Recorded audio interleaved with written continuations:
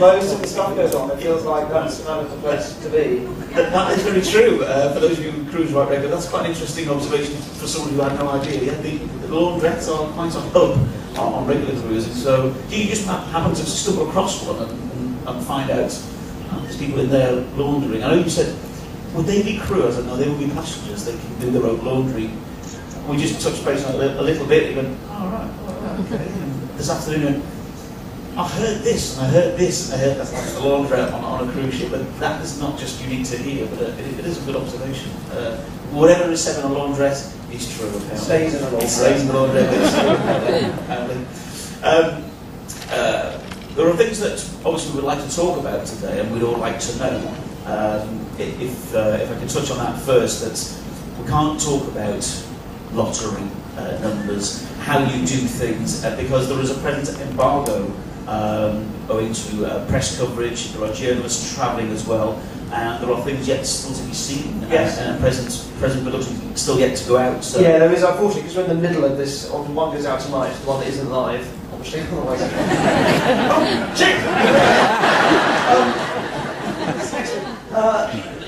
So yes, because they're going out at the moment, I've never done any interviews or anything on the events. That's part of basically Channel 4 and doing all the promotion for it. And one of the big things is that I don't do any press. And because there are a few journalists in tonight, it does mean that because of that, I can't take any questions on the events or the lottery. Yes. So keep those to yourself. Yes. So if there are any journalists, find me after a few drinks in the process. I'll tell you everything on. If there are any journalists present, you can just leave now, and we've got to. Not at all. So that's the reason. So we could state that when we open up the floor a little bit. So we can't do that. But let's find out a little bit more about you. For me, describing what you do, I have to think. Who's Derren Brown? How would you sum up in a word? This is what I do. Because it's a magician, trick, illusion, mentalist, which is a word that... I was asked for a term for it years ago, and I said psychological illusionist, which is difficult enough to say when you're sober. So that doesn't really mean anything. I started off as a hypnotist, and then when I was at university, I saw a hypnosis show and just came away thinking I'm going to learn how to do that. And then I sort of got into doing close-up magic and sleight of hand and that kind of things. I guess it's difficult to earn a living being a hypnotist, particularly if you're performing without doing embarrassing things and making people take their clothes off and all that kind of stuff. I knew I didn't want to go that route.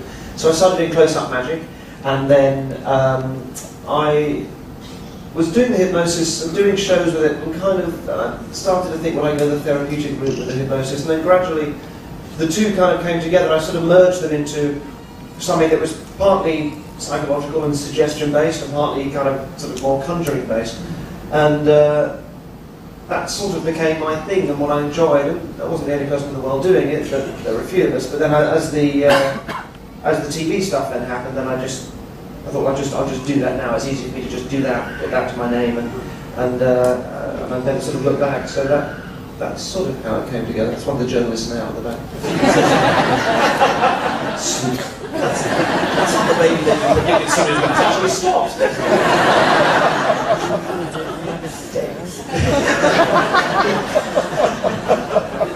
Maybe this is going to be different. So quite an interesting start here. There was no real sort of, it came about. There was no real sort of, so you can't be pigeonholed, which I think is great for you. You're Derren Brown, what's he going to do next is what my sister said on the telephone yesterday. Who's on the cruise? And I told her all about you, and yes, she said, ask what you do next. I thought that was quite an interesting. That's Derren Brown. What's he going to do for us next? That's nice. There's a thing with magicians that I've always felt, which is I was very aware of it as a danger that you. Part of the love of doing any form of magic is that all the things that you really enjoy about it, they're very difficult to really sort of talk about when you're doing interviews and things, because they're always the half bit you have to kind of really keep to yourself. How are you doing it? How all the methods are, and so on. And because of that, what you tend to do as a magician is to then sort of develop a kind of a pretend persona that is supposed to be interesting enough to keep people hooked. You can't talk about the stuff that for you is really interesting. So what magicians then tend to do is sort of become, I feel, sort of quite sort of two-dimensional creatures that then are fascinating for a bit, But then very quickly, I think, it becomes a little bit insulting because you know, however much you enjoy what they do, you know that it's, there's a trick to it, there's a technique, and if they don't seem to be letting you in on that, then it could just start to feel a bit like, all right, come on. And what tends to happen is the magicians are very popular and loved for a couple of years, and they start to become figures of fun or people that you love to hate. And I was very aware of that going into magic, and I may have, that may be exactly what's happened to me. But one thing I have tried to do is just to keep it fresh and different, and each couple of years try to come up with something that isn't like the previous thing. So now in the event, they're much more performance-based, much more about sort of just tricks and things, because the previous things, Trick or Treat, was sort of, they were like mini dramas that it was about somebody else. It wasn't really about me, it was about somebody else who was going through something. So just trying to keep it a bit fresh and lovely. So that's very nice of your sister to say. Yes, is it your sister? Yeah, my sister. It just sounds like yeah, she is. I have to say that. My only sister. On the production side of things, often with the light, sort of similar line of work that you're in for others, there's often a huge creative team. Obviously, with all the television things that you do you have your own immediate circle of obviously trusted confidants that assist you with that, or are they also part of what you do? Is it just very much it's Derren Brown and they are created for you, or are they part of your whole process in what you do? Actually, I didn't hear a word of what you said. I was just looking at that weird creepy shadow. Oh, it's your shadow! I was just wondering what that is. I think it's somebody stood in front of the camera. Yes. I thought it was just an ominous shape moving over your head. It's gone now. It's gone now. What shape? There is a small circle, I suppose almost a dot, of people that I do work with. Andy Nyman, some of you, if you know my stuff well, will know him. He's an actor, but he's into the same stuff that I am. And we started working on the shows from day one, which was 1999. The first show went in 2000. It's a Channel 4 show, if you don't know. So we've been working together for about 10 years. He sees more of me than he does his wife.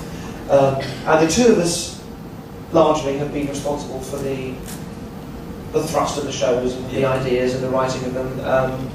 More recently, there's a third member of our team which has joined us, who is called Ian, who's around somewhere. And those of you, if you come and see the shows, you'll see him about.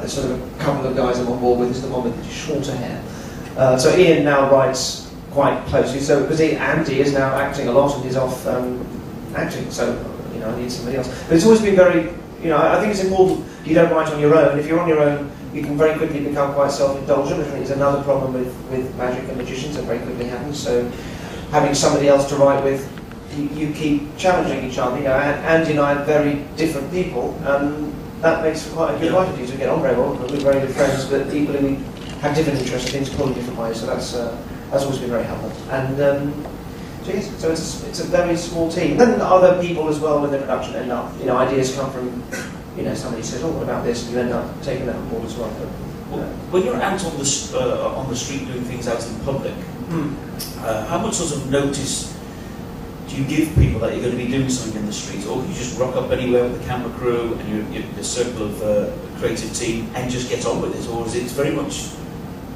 not sort of set up but stage managed ahead of the time, or are you quite happy just? It's actually been a very long time since I've done that. I think when I used to do it, back when the shows first started to come out, there was quite a bit of street, wasn't even very much. I think there was a very conscious thing, because David Blaine had done his shows that were very street-based and really changed the way that magic is seen and shown on television. Many of you don't know David Blaine is a very famous American magician, but what he did at the time was he changed the way magic was filmed. And previous to him, it's a guy at a table like this, like Paul Daniels or David Nixon before him, doing a trick, and the camera's very much sort of fixed on them. You're seeing everything, but it's very kind of light entertainment and very sort of quite static, and you see the trick, and maybe an audience applause. And what was interesting with Blaine was that the first thing is, he's out on the street, it's filmed like a documentary, the camera's all over the place. So, ironically, what you're seeing is actually less fair than what you see in a studio, but you believe it much more, you're much more on side with it because it feels much more like real life. So that made a big difference, but secondly, the big change was focusing on the experience of the people taking part, because that's what it is, that's where magic takes part. It's not in how the magician is doing what he's doing, it's not in whether he's Is he just using just a marked deck, all the cards are the same, or is he using some very clever, complicated sleight of hand? Irrespective of that, it just happens in the mind of the person watching, whether if they experience that thing as magical, then it's magic. That's all it is. It's like the comedian telling a joke. If it doesn't matter how much work he puts into the joke, if you don't laugh, it's not funny, and he has to abandon it. So similarly, with what Blaine really focused on was putting the focus on people reacting to it. And large part, you watch the show for people screaming and running off and swearing, that's what it became about. So although we were very careful with our show, not I say we, as in me and the team originally, not to copy that, it was very much a post-Blaine show, so you do have vox pops, as they call it, people going, oh, that was amazing, I don't know how that happened. And that became part of what that was. So, that was a long way of saying, didn't do a lot of street stuff because Blaine had become very known for that. At the time it was easy, now it's more difficult because, well, it's easier to get a crowd going because people, now they know who I am, so people do tend to gather, as before it was difficult, excruciating if you like me, and really hate that kind of, gather round, it's horrible, I hate that. I was actually shy, but I hate that kind of thrusting myself out in that way, horrible. So now, luckily, thank God, if I do have to do it up the street, I don't have to do that because people come over and look and then it's a lot easier. You took what you asked me. on David Blaine, which yes. I was going to actually ask you about him in particular, and you did kind of touch on it just briefly there. David Blaine and magician, you can pretty quickly hack people off basically. If you're popular for a while, you have to move on. You sort of, don't know me now it's done. But he hacks a lot of people off. He can create your reaction. All that thing, was it over the Thames when he was in the glass case and thing? There's things like that, because it's your line of work, but can you step aside and go, that's really getting on my nerves now, because that's representing part of your working industry. Can it ever sort of go against you? What other... No, I don't think so. I think he's just chosen a different route. I think, like, it's the things that I was talking about this in the show the other day. Choices that you make in your 20s, we've all done it. I'm sort of, I do it now. I'm in my mid-30s. The choices you make in your 20s about your career come from one place, and then by the time you're kind of maybe in your mid-30s, you start to think, is this really the right thing? Maybe I'll jack it all in, I'll become self-employed, I'll do this, I'll do that. And I guess if you're known for being, so with me, I was choosing to be a magician in my 20s, now I'm in my mid-30s, and the reasons why I chose to do it back then, to sort of impress people, or so on, or hypnosis to feelings of control, or impressing people, those reasons why you get into it in your 20s, they're no longer appropriate for me now. So now, I kind of like doing other things with it, but it's not about look at me, it's more about look at these people, or, as going back to that trick or treat thing. Being able to try and do something new with it. I think that's all Blaine's doing, is just, he presumably got a bit bored of or grew out of doing that, so then a bit of them more sort of self-aggrandising because they're big endurance stunts, but he's found something else. And I went down to see him up in the box in Tower Bridge, and actually it really felt quite special. I mean, 5 minutes, you sort of, you leave, you do something else, but it did feel like, this is a lovely bit of history, I remember this, but, we're Brits, and we don't take well to people taking themselves very seriously, which is, maybe if there was a problem, that was it, but I think it just causes a nice reaction in a way. It's a reaction. And publicity is good publicity, but as they say, there's no such as bad publicity. So it doesn't reflect always on other people doing something similar or some amount of work. Something I wasn't aware of was this book that I have here. When we talk about coming on and everything, this really caught me by surprise. So the portraits book. Yeah, and also not because it's a book, which it definitely is. It definitely is a book. I like books. Serious. I like books like this because it's lots of pictures. I wasn't aware that this was another side to you, or indeed if that's the right expression. But it's also caused a lot of our passengers and customers at this time when they see the book. I didn't know he did this. And it is rather, I might say, not because you're sitting here, it's very impressive. I don't know if you've been bought it or know about it, but these are quite astounding. The one of the Queen, very good, aren't they? One of the Queen, there's one of the Queen in here, in the bath. No. And there's one of the Queen and a letter back from Clarence Harris saying, I think the chosen words was, I'm to ask to thank you or something. Yeah. But how did all that come about? How did that creativity come about? Because this is not something that you would just pick up naturally, surely. I'd say it's a book of portraits, a book of, if any of you want what John is talking about. It's a book of caricature portraits, and I've been sort of drawing since I was little, and then around the time I was at university I started taking it a bit more seriously, and it's 10 years worth of stuff there, so some of them are ropey than others. Are there any here that I could point out, and maybe we get the camera to look at, just to share some of this with you? I particularly like Anthony Hopkins, because he's quite unusual anyway. He doesn't need much work, but clearly, I don't mean to mock you all with it, he's got an odd look about him. Do you choose people because they've got a certain look, or all these people mean something to you? I think they're just people that I'll find interesting at any one time, and kind of, because it's a lot of work, sort of you put a lot of love into them, and you've got to find that person interesting to want to paint them. So I'm just seeing if our camera could. Well, there's some idea that we can zoom in a little bit more. I don't know if we can, but that's the sort of thing we're looking at there, and that's there we go. You can see on the screen. Anthony Hopkins. I don't know who's next, but is it Woody Allen? Yes. Yeah, Woody Allen. But these really are great works of art. But the one of the Queen, I find it. The one of the Queen, you can't wait for this. I think it's towards the back. Maybe you know your book better than I do. But there's Jack Lemmon. There's someone else. James Marsden. Glenn Close.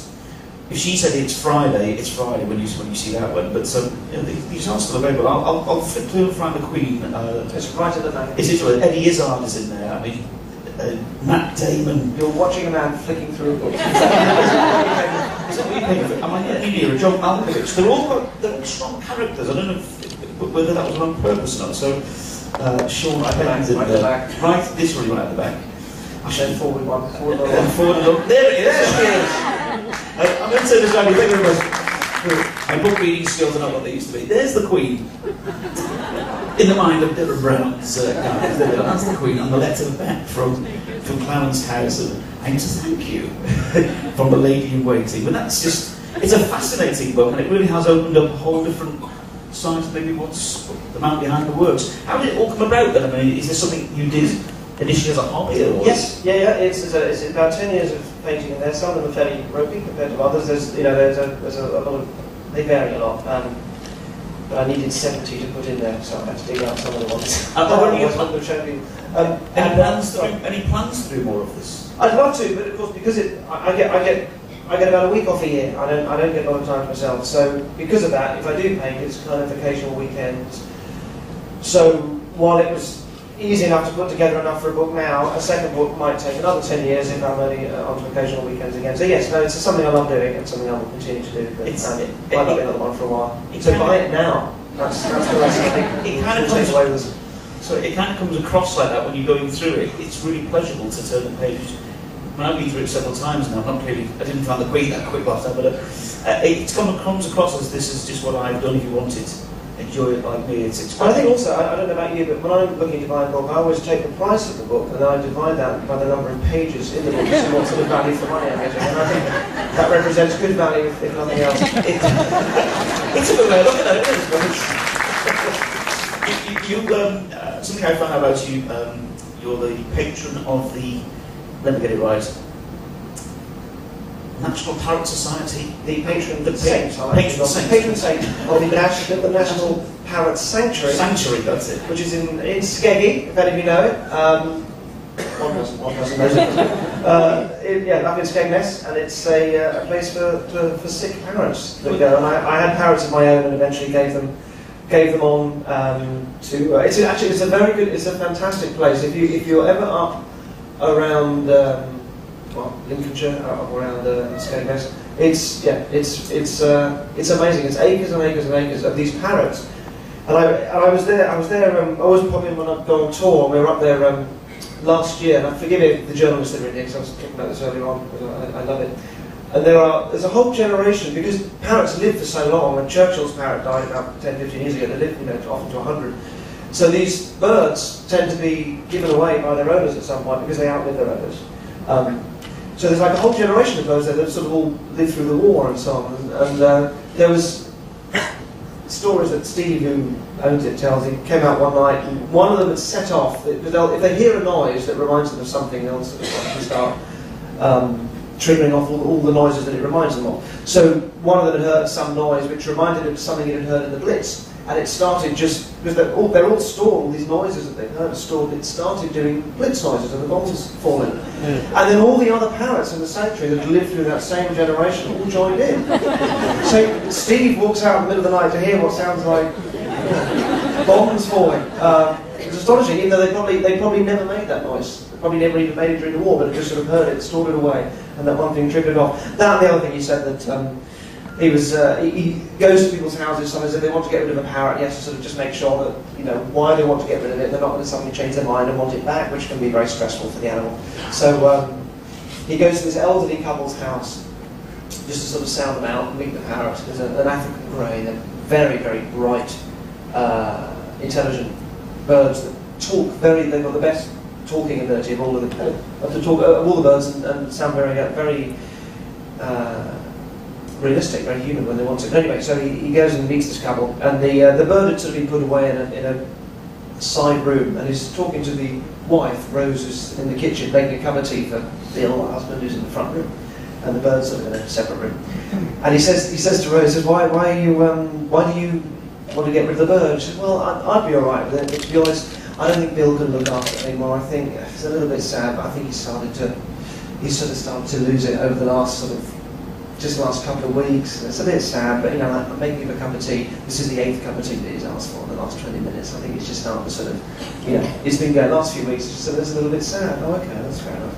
So he goes in and talks to Bill and says, why do you want to get rid of the parrot? He says, well, it'd be fine if it was just me, but to be honest, I think Rose is, I think she's starting to lose it. And as he's talking, Rose comes in with a cup of tea and puts it down. And he says, oh, thanks, Rose, thank you.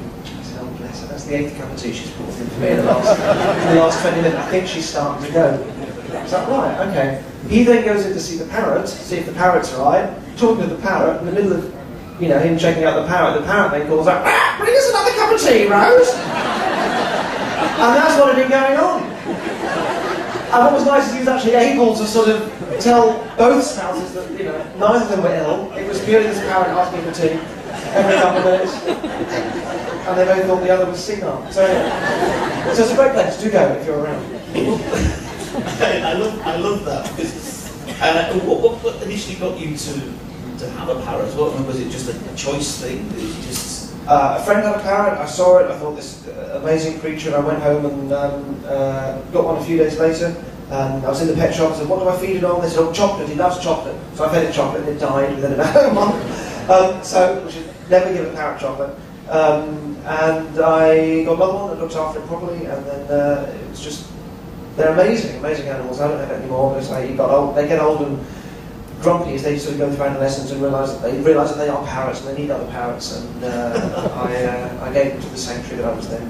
I think that's a fantastic story. A parrot that doesn't actually just say hello, like a lot of them you see at these places around, a little bit gimmicky, aren't they? A little bit sort of, I love it. It's a great story. I think it's a great time now to take some of the questions from the audience. We did receive quite a number of questions. Some of them were a bit on the lines of that we can't really talk about on the embargo thing. We have a selection just here as well, but we'll take some from the floor first. Let's throw over the floor. So we could fall in. If we could just have a house light maybe change so we can see. Yes. And we have a roving mic. I don't know who has it. I can see somebody waves a bit dark. We just do the house lights. Oh, that's nice. Okay, we've got boys there. So if you have one, let's just throw it over. Hello. Hello. Hello, Derren. Hello. What's your name? My name's Alan. Alan, nice to meet you. Yeah. Have you ever been conned? If so, by who? How? Why? And have you extracted any form of revenge? Excellent question, Alan. Yes. Goodness me, yes. If any of you ever go to New York, perhaps on one of these cruises, don't buy any camera equipment anywhere around Times Square. There's a massive rip-off that goes on. You've got Times Square all the way around it. There's loads of camera shops. It's just like Tottenham Court Road, but it's all sort of camera shops. And they all charge 10, 20 times the price. But because they're all in on it, they know that if you go to another store and say, how much is this thing? And then you think it's all above board. And yes, I went in and spent thousands of dollars on stuff that was terribly bad quality and shouldn't have been anything like it. And was furious about it. not a very interesting answer, but nonetheless, that was it. And timeshare as well. Went to you know when they ring you up and they say, "Oh, congratulations, you've won a competition." And all you have to do is just come along and listen to a timeshare presentation. It's nothing, and then you win a free gift anyway. And congratulations. So I went along to one of those, and you sit down don't ever go. Do not ever go. So you sit down one-on-one with somebody who's just horrible. This is the worst sort of hardcore salesman, and they just plough you through this, just horrendous. And only the fact that I knew what he was doing, that I think stopped me from sort of succumbing. So I was giving him pointers and sort of commenting on his technique just to keep myself out of it. And at the end of it, because you're always promised a prize to take home, you know, a free thing that's yours. I was like, well, okay, well, at least since I didn't buy the timeshare, but at least maybe there'll be I wonder what my free gift will be. So you go into this room where they've got a computer. And on the screen, there's what is here, all the gifts. It's all done at random. You can have a holiday in France. You can have a weekend somewhere over here. You can have a washing machine, a new DVD player, and something rubbish like a Mars bar or something over here, and then and a set of cutlery. And it's done at random. This will be spinning round. It'll stop on any one of the. It's the Mars bar, and it was the Mars bar. Everyone's leaving with Mars. I don't know what it was, but it was some stupid thing. But everybody's leaving with those. No one's leaving with washing machine. So don't ever go on one of those. That's my advice. It's a good question. Before we take another one from the audience, Terrible answer, but a good question. We'll plough through some of these as well. But before we come back to you, do we have Anne Francis? Anne Francis, this is her question. Does your power of persuasion work on animals or Paul Daniels? Many thanks, Anne. So Anne, that's Anne's question. Animals or Paul Daniels? Animals or Paul Daniels? Can't comment on the Paul Daniels bit. Animals, I used to, well, with the parrot, I used to be able to send the parrot to sleep. And this works, and I've done this in the zoo, and I've done this in pet shops. So, what you do is you start you blink at the same rate that they blink, because a nice thing with parrots anyway, with birds, is that rather than sort of making direct eye contact, you sort of slightly dip your head, just because it's, it's a non-aggressive thing. So then they sort of warm to you more. So you dip your head, sort of look up every now and then that will sort of engage them. And then when they blink, you start blinking. It's classic pacing and leaping. It's something that ties into how people seduce each other and how you persuade people, is you mirror back what they're already doing, and then you start to nudge it in the direction you want them to go in. So a classic thing is you mirror, so if somebody's, if you're upset about something and someone goes, "Hey, cheer up," that doesn't really help you. But if they sort of go, "Oh," and they sort of understand, and then they gradually sort of make themselves more and more cheery and bring you slowly with them, then it's a much more effective way of persuading somebody from an unhappy state to a happy state.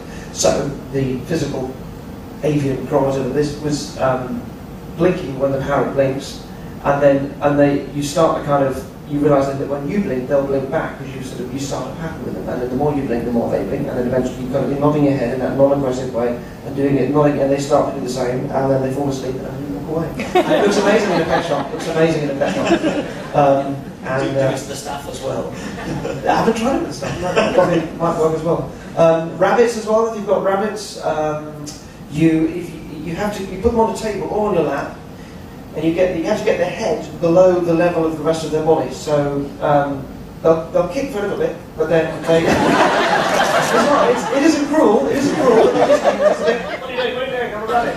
And then they just sort of go into a kind of a trance state. They just sort of go into absolute kind of stasis, and they're just sort of tranced out. And they'll say like that. You can kind of fire guns. They used to do this on stage, like fire guns and things, and the rabbit wouldn't move, and they won't move until you either touch their ears or clap your hands, something very, very close to them. So if you've got a rabbit, that's how you can hypnotise the rabbit. That's interesting. Good, great question. All right, we'll take another one from the floor then. So I'm sure there's plenty I'll be guided. It's Steve next. Does that mean Steve's got a question over there?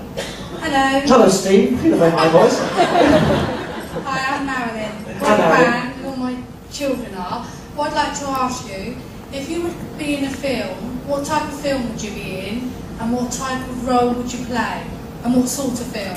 Oh goodness. I was asked on very exciting note, if any of you are comic book fans, they were going to make, or maybe still are going to make, a film of Doctor Strange, and I was asked by the head of Marvel to at least audition for it. I don't know if it's ever going to happen now, and I'm quite ready to do that kind of thing anyway. I suspect that if I ever did do a film, it probably would be that sort of route. I've touched on sort of acting a couple of times. I find it fascinating because there's a lot of acting in what I do, although it's a very specific sort of thing, and it's very much within my comfort zone as a performer. So the idea of sort of proper acting is something I'm slightly nervous of, or very nervous of, but also find quite intriguing. So I would imagine Doctor Who. I think I should be either Doctor Who or a villain. Thank you. Right into the BBC as well. So yeah, I'd imagine I'd probably get offered something like that, and then if I liked it, maybe take it more seriously. And I did this thing called Crooked House. I don't know if you saw that, which was Martin Gatiss wrote it from the League of Gentlemen, and that was odd because he said to me, "Oh, do you want to have a part of this thing?" And he said, "I don't there are any lines, but I might write a couple of lines, but I don't think there are." But so I said, "Oh yes, that sounds fun." So I did it. I got to wear a big false nose and long hair and everything, and then and I didn't have a single line in it really. There was sort of a bit of muttering at one point. There were no lines in it, and then it got billed as on their press release. They made a big deal of Derren Brown's first dramatic role, and suddenly I was getting all these phone calls saying, "Oh, so you're breaking into BBC drama," and it was all a bit odd and daunting. I was just so aware I was going to watch it, being really disappointed because I said nothing at all. So if any of you saw that and were disappointed, I apologise. But it was a good show. It was a good, very good programme. And that was a great question. How many children have you got? I have 4. 4 children. 4. There you go. Great plans. Oh, thank you very much. That's lovely. And it's slightly creepy as well. The zombie machine one. Thank you. That's one of my favourites too. Lovely. Oh, nice to meet you, children. Great. And husband too. All right, brilliant. We'll take another one Get them out here. from the table. Let me show it at random before we go back to the audience. This one is from Marie Green. Oh, you can see my bald patch. I have to say, I think my most impressive trick that I've ever done is how I appear with a full head of hair whenever I'm on TV. Look at the screen. Sorry. She says, "How's the police?" I'll use the parrot technique. Keep your eye on me. And sleep. Have the police ever asked you to help with their inquiries, such as psychological profiling? That's from Marie Green on ADEC. I don't know if Marie's here, but have they? Yes and no. I have had sort of inquiries. My feeling is very strongly that I'm an entertainer and that it isn't appropriate for me to step over that way. And also, the whole point is what I do in saying magic, suggestion, psychology, misdirection, and showmanship, as I do at the start of many shows, is that it is a mixture of different things. Some of it's real, some of it's not real, and hopefully half the fun is trying to work out what you're supposed to believe and what you're not supposed to believe. So the idea of being like a psychic and involving yourself when you're dealing with something that's probably completely rubbish, and then involving yourself in real tragedies, I think is just so ugly and horrendous. So I don't even go there. I keep myself very firmly on the entertainment side, and it is horrible because I get letters from people that when people are desperate, then they'll obviously you will clutch at anything when they're desperate. So I get letters from people who are dying and have their last hope, and can I cure them? And it's horrendous. It's a horrendous situation to be in sometimes. So I don't involve myself in anything on that side of the line, and sometimes it can be tricky because you want people to understand and enjoy the sort of ambiguity in it, but understandably sometimes people don't, particularly when they need help. They're looking for a little bit of hope. And that's only quite natural. People do turn to people who are well known and household names for anything, for the charitable donations. They link them to something, and it's hard to say no, and it's not what they are. So it's quite a tricky one. Oh wait, we'll take another question from the floor then. So we'll take one from this side over here. Hello. Hello. Obviously, one of the things that you've never stated is that you have psychic abilities. Yes. But a lot of it is reading other people and making suggestions. Mm-hmm. Have you ever considered, or have you ever allowed a psychic to make a prediction and predicted their prediction of you? But they might predict that, but I was going to predict it. Well, yes. Okay, well, I do. I have on occasions, we actually did do a thing, yes, there was something we were going to film in one of the very first things I did. It might have even been the first mind control show, so you obviously think alike. It was an interesting idea. And I went to a psychic training college, which these places exist, and where people go every Wednesday and they sit around and learn and enhance, in inverted commas, their psychic ability. And the idea was I'd go and they'd all, we had a controlled subject who'd come in and none of them knew, and they'd have to go reading him, and then I'd have to go reading him, and then I'd have to go reading all of them and do better than them and win, yes. And ultimately look clever. So that was the idea of it. But it was a really fascinating thing because you realise it's so easy to go that, if you don't believe in psychics, as a skeptic, you have to be open to the evidence. Being a cynic is going, no, I don't believe it, it doesn't matter what proof you show me, I'm not interested. Being sceptical is just about being... I personally would love it all to be real, because the reason why I sort of fake those things, if you like, is I still have the same love of it being real as probably the believers do, except that I used to like the way I used to take toys apart when I was little. I also like to look at how those things really work. And to me, what happens if you sit down with a psychic and you come away going, that is amazing, she was able to tell me everything about myself. To me, the things that actually create that illusion, if you like, in your head, are far more interesting. Those psychological techniques that have either been used, or the things that you sort of unconsciously used yourself to get to that point of thinking that they know everything about you. That's much more interesting than just saying, oh, it's psychic and supernatural, because when you see it as a psychological process, you realise actually it says things about us as human beings, so ultimately it's just far more interesting than something that's sort of out there. That doesn't relate to us at all. So it's very easy to kind of, if you don't believe in it, just to sort of say, all these people are fakes and they're charlatans. I think it can be the case. I think a lot of the very successful psychics that are sort of on TV and making a career out of it, I think, must know what they're doing. But I think there's a much bigger... I should tell you something now because it doesn't matter. I did an interview with a journalist who'd just done an interview with Derren and his wife. Was it Derren? Was Derren married? It doesn't seem like he's married. I think it was Derren. Yes, it was Derren. Who he himself had come from showbiz stock, and I think the person that taught him skills ended up having a bit of a row with him because they were annoyed that he was using it for real, in inverted commas, saying that it was real. And this journalist did an interview with me, and had just come from interviewing these two, and his wife had referred to Aurora's followers as those morons. It was quite telling. And he didn't put it in the interview himself. He was so shocked that they would use that sort of language that he didn't put it in. That's what I'm telling you. So, I think there are some people that are probably out and out fakes. There is a huge area, and I think there's a book in this. I think it's a huge area where we fool ourselves, and we fool ourselves into thinking we're psychic, and we fool ourselves into thinking that psychic people are psychic. Because it's just part of, we as human beings, we find patterns, we want to make things fit. If I say to any one of you, it's interesting because you're somebody who, you can be at a party, and you can absolutely sort of work the room. You know how to sort of get people to sort of like you. You can be funny, you can be up, and you can make people laugh, and you can make people like you. But what's interesting about you is that there'll be moments in that party you'll just suddenly be like, what the hell am I doing here? And you'll just be looking at everybody else, sort of enjoying themselves. You'll feel 100 miles away from it.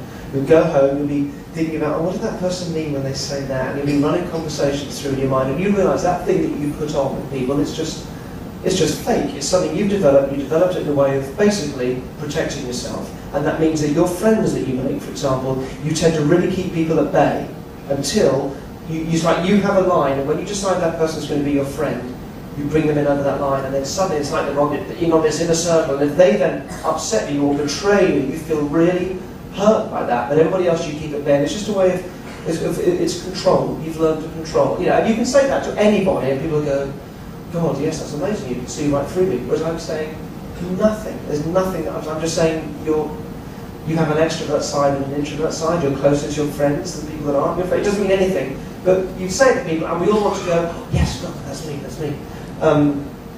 So most people getting into psychic ability, as I saw when we went and did this filming, it was a course of people that were coming on every Wednesday, they really wanted to believe in it, they wanted to be able to do it, and they were sitting around and were encouraged to just sort of open up their intuition and say what they felt. And they're around in a circle, and they're saying, this is why we didn't use it here, because it was just sort of, you couldn't sit and listen to it. You know, they're saying things like, yes, I'm seeing you in on a bus, but the bus is going in the wrong direction. Is that something you can make fit? It might not be a bus, it might be a relationship. And then of course, and then the other part, literally, also, and I promise you I'm not exaggerating, I'm seeing you, this is to the student who's come in, who's our control subject, they don't know him, he doesn't know any of them. He's sort of 20-something, looks quite well-travelled, so, you know, long blonde hair, slightly sort of surfery. And I see that maybe you've travelled, and it's in Europe or Africa or the world. And you start to think, well, they're not, these people aren't fakes, they're not con men and women, they really want to believe in it, and they're being encouraged to fool themselves.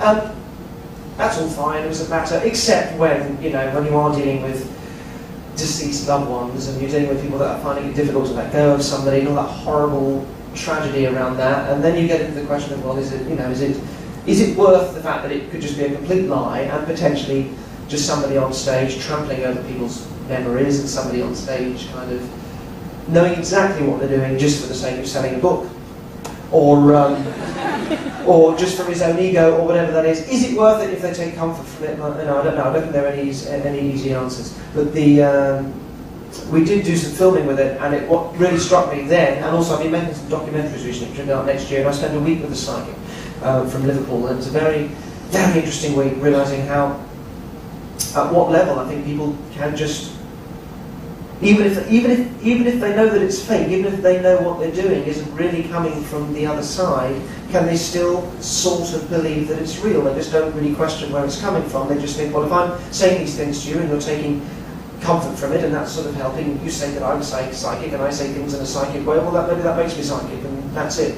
And they don't really look at the questions of, am I actually, ask myself, do I know whether this is coming from somewhere else, from outside, or whether I'm just sort of saying stuff and you're making it fit. It's a fascinating area. I think it's actually very complex. So we did do the filming, but all of that just made it sound, you know, you can't edit it down. That's the thing, whenever you see psychics on television, it's edited right down to the hits, to the bits that they get right, because that's what you want to see on television. You don't want to see somebody, no, not really, no. You don't want to see that. So they edit it right down. You know, if you go and see the psychics that do the TV shows, what tends to happen there is that before the show they come out, they talk to the audience, and the audience is full of people that want him to get in touch with someone that they've lost. So he comes out, I can tell you this is how it works, I've seen it, they come out before the filming starts, and they go, okay, is there anybody here who's wanting to get in touch with anybody? 100 hands go up. You say, yes, yes, I lost my son, and he died, and this happened. What does he look like? He looks like this, okay. And what were his interests? Okay, this, okay, well, if he comes through, I'll let you know. They then start the filming. He comes out, oh, I'm getting a young lad, he's got all the information, that person's in tears, because to us it looks like a miracle, but it's just sort of horrible. It's a really long answer, sorry, you got me started off on something there. How do you really feel then? How do I really feel? Yeah, I find it fascinating, because I think the level at which we fool ourselves, the charlatan side of it, where they meet, how you decide what side of the line somebody's on, I think is fascinating. And horrible. I love it. It is a wide-based sort of thoughts and opinion as well. This one is, it says, my name is Katie Matheson, not me, and I am 14 years old. I'm interested to know whether you have any fears or phobias. I have a particularly odd phobia. I really loved the show last night. Is that your phobia? But there you are. That's Katie Matheson, if she's here. Are you here, Katie? I think there's a hand. Is there a hand? You make these people up. They don't exist. I've got imaginary friends in the audience. Yes, oh, hello. Yes, I can see a hand just there. There's Katie. Hi, Katie. Phobias. Now, I don't like spiders very much, but I'm not really phobic about them. I could not sleep if there was one in the bedroom on the wall or something. Couldn't do that. Phobias are interesting because they are generally what happens with a phobia is that normally when you're little, something happens, like say, you get bitten by a dog, and it's so traumatic that your unconscious responses, which are there to protect you, you blink your eyes if something flies at you, because you don't have to think about it. You don't think, I better blink my eye, or I better move my hand away if I'm touching this hot kettle. It does it unconsciously. Your unconscious mind is there to protect you. And if something happens like that when you're little and it's very traumatic, your unconscious, that deeper gut level part of you, protects you by then making you avoid those things, so that doesn't happen again. But it's an over response, which is actually quite a good response to take your hand away if something's hot, or to blink if something's flying at you. But you don't need to avoid every other dog just because one's bit you when you were little. But because it was so traumatic, that gut level, your unconscious response, it's just sort of over-protecting you. It's like using a wheelchair when you only need crutches. So that's what those things come from. And because of that, it's actually very easy to undo a phobia. And what you do, I'll tell you very briefly, if you happen to have the Trick of the Mind book, it's in there, so forgive me if you've already got it. But briefly, what you have to do is you have to dissociate from it. You have to separate yourself from the event. Because what happens naturally is that if you see a dog, or a spider, or whatever thing is that you frightened of, whatever Katie's weird thing is, that we can all just wonder what that is. Whatever that is, that when you see it or think about it, even if you don't quite remember the event, you instinctively, at that gut level, that unconscious level, you go back to the memory and you go back to all the fear that you felt at the time, and that's what fuels the phobia. So what you have to do is you have to train your brain to not go back into it as something that feels emotionally immediate, but to go back into it as something that feels very sort of like, buying jam or something, just sort of very arm's length, where there just isn't any emotional connection with it at all. And the way you do that is you trick the brain into seeing it and thinking about it in the same way that you think about things like buying jam. And if you think about something now that makes you feel really embarrassed, for example, or really frightened, or really, really happy, a memory or something that you've done that gives you very strong feelings, an argument you've had with somebody, or an amazing time you've had, you'll find that when you think about it, you're always in the memory, looking out. You're always it's always happening sort of here and around you. Whereas if you think about the last time you went to buy jam, you'll find a lot of you immediately, you'll probably start to imagine yourself in the picture, sort of from a distance. Am I in Tesco? What am I doing? Or the colours won't be as bright. It doesn't all happen here. It's sort of over there at arm's length somewhere. So you trick the brain by running the phobia memory a few times like that at arm's length. And the easiest way of doing it is you imagine yourself in a room like this. It's like a cinema, and you're at the back of the cinema. And on the screen, they're going to play a very old black and white version of the memory that happened when you were young, getting bitten by the dog, or finding a spider crawling on your face, or whatever it was that triggered it off.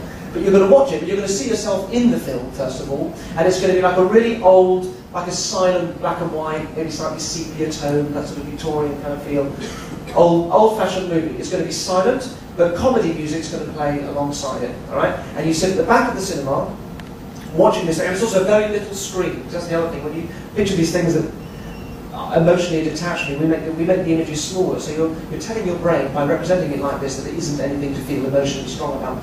So you have that little screen at the end of the cinema, right down the end there, you're sat up at the back, and you play it through with the funny music, the comedy music, Benny Hill or Monty Python or something. It plays through, and you make sure that you can watch it absolutely comfortably. That's what you're testing. You make sure as it plays like that, absolutely fine. Don't feel any fear about that at all. You're seeing yourself in it, so you're not in it, feeling it like that. You're just seeing yourself at a distance. When you get to the end of it, so you freeze frame it at the end. Remember this, because you do it later if you have a phobia.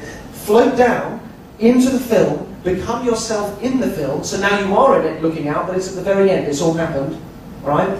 And then you're going to rewind it very, very quickly, and this time in full colour and vibrantly, but backwards. You're going to do it backwards and at high speed.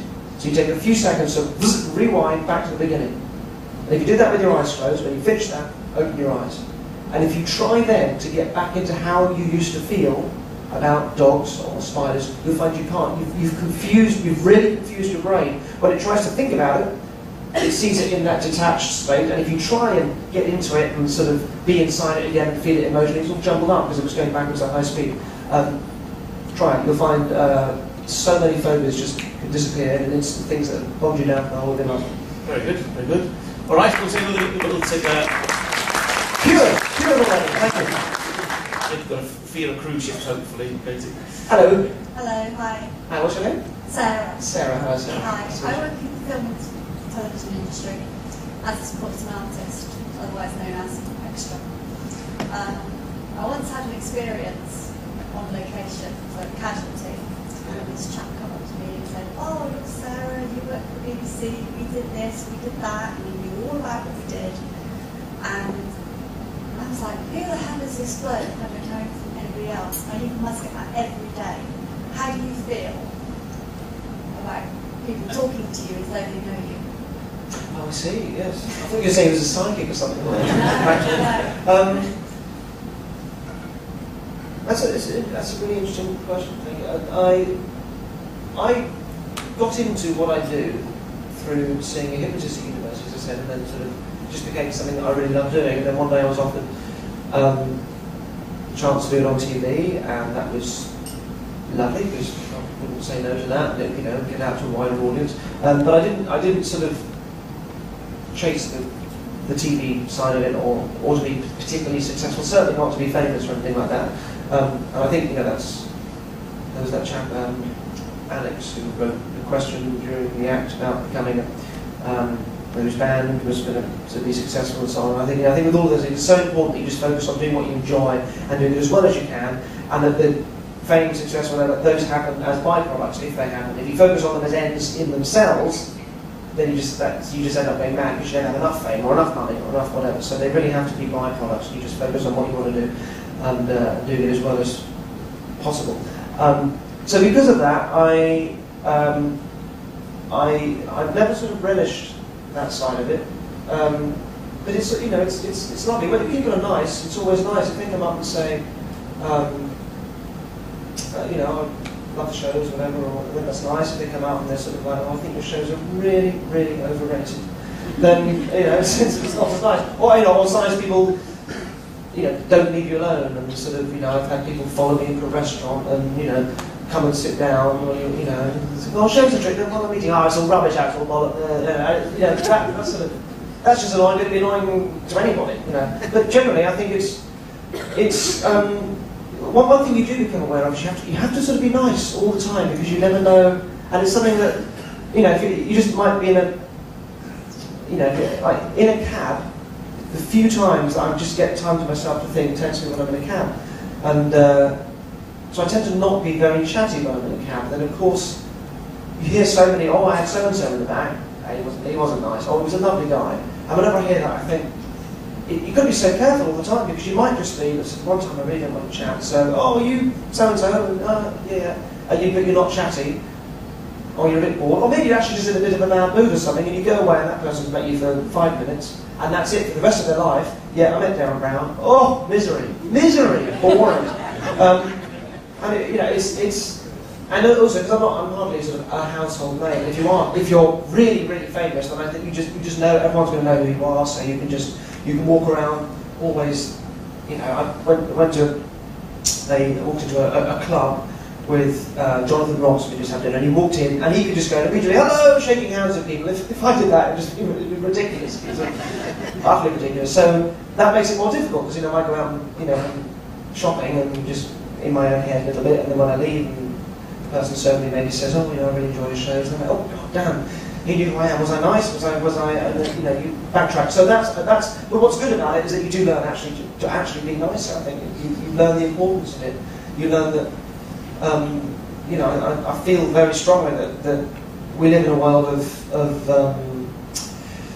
motivational seminars and self-help that teaches us to kind of set your goals. You have to have goals, and then you have to learn how to get there. And everything's about how to persuade people to do what you want so that you can achieve your goals. And I think it's so misjudged, and it's such a selfish approach. I think actually what makes us happiest, and at the same time, what tends to get us further ahead, is actually being kind. Being kind to people is such a, I don't say this as like I am Mr. Kind, but being kind makes us happier. this is, if that isn't intuitively true, it's also been shown through empirical research that the things that we think make us happy, getting a new house or getting a new this, make us happy for a bit, and then we very quickly go back to our default level of however miserable or happy we are. But if we're kinder, if we're more altruistic, if we do nice things for people, we never kind of adjust, we kind of keep that. They actually make us happier and we stay happier. And at the same time, you know, people like reciprocating. If we do people's favours, they always want to do us favours back. So it actually also does get you ahead further too.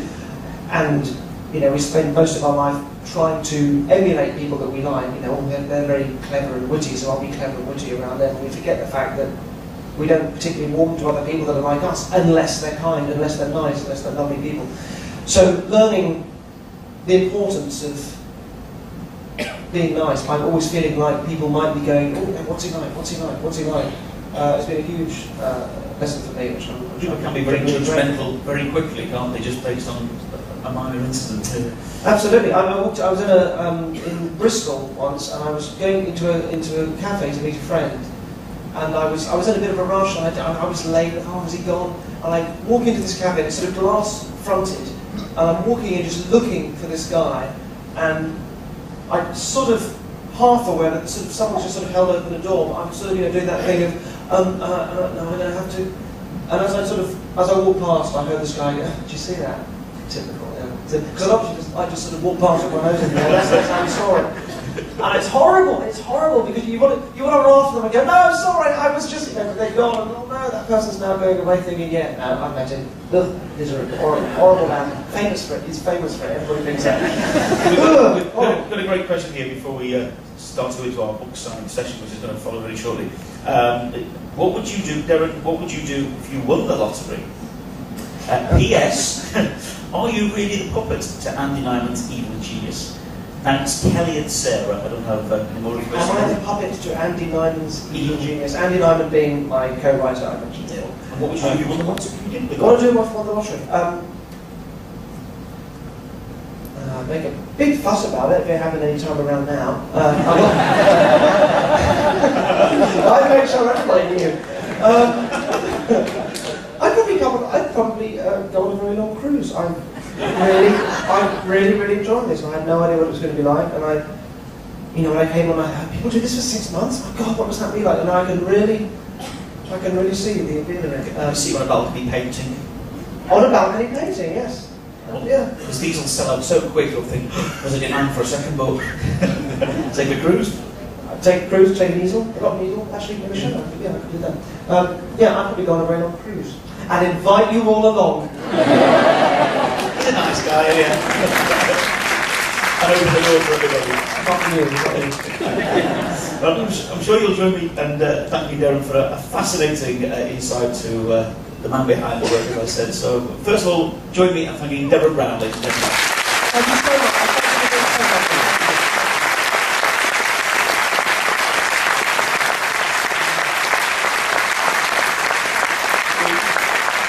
For those of you who would now like to take advantage, just give us a few moments while we get the table set up for you. You're going to be invited to the stage with your book, that's it, you've already got, to be signed. Okay.